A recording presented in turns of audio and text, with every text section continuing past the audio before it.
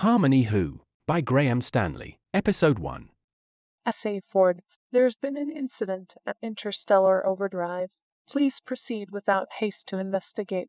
Special Agent Damien Ford had come to associate this voice in his head with the ever-present PXR-5 drone that glided in the air just above his shoulder. This machine followed him wherever he went. Most likely there was no connection between the two and they were separate entities. He knew they were linked to MSSV, the central AI brain of the luxury cruise spaceship, and he hoped that was where the connection ended, but he had his doubts. PXR-5 filmed him constantly, and Damien suspected this data was analyzed, with reports being sent to his employers. They had assured him when they shot the chip into the back of his neck that it was just for communication purposes, security access, etc., etc., and there was absolutely no monitoring of his thoughts or any other funny business going on. Despite this, Damien was convinced it was possible, so why wouldn't they do it? He'd also not read the small print on the 50-page electropaper contract he'd signed when he took the job, so he'd only have himself to blame if it were the case. Damn! Let them read his thoughts. If they could discover anything useful from the weird stuff floating around his brain, more power to them.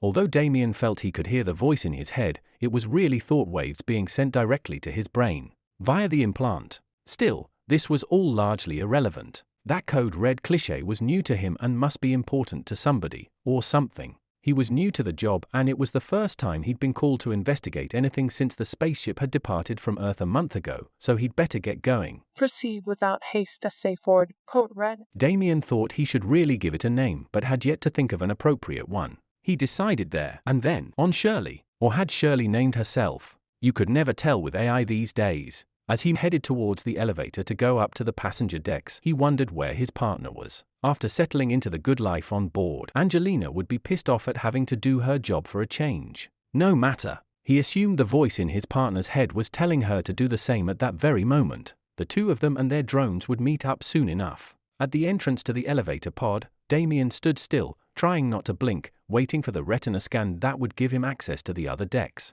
The reinforced glass door slid open and he stepped inside. As the door closed, he felt a pinch just inside the back of his neck as the chip embedded there was scanned and the data compared with what MSSV had on file. A doubt crossed his mind. Was he going to refer to the chip itself as Shirley, or just the voice in his head? He decided to call them both Shirley. A bank of numbered red lights illuminated on the right side of the pod, and Damien spoke the number of the deck he wanted the elevator to take him to.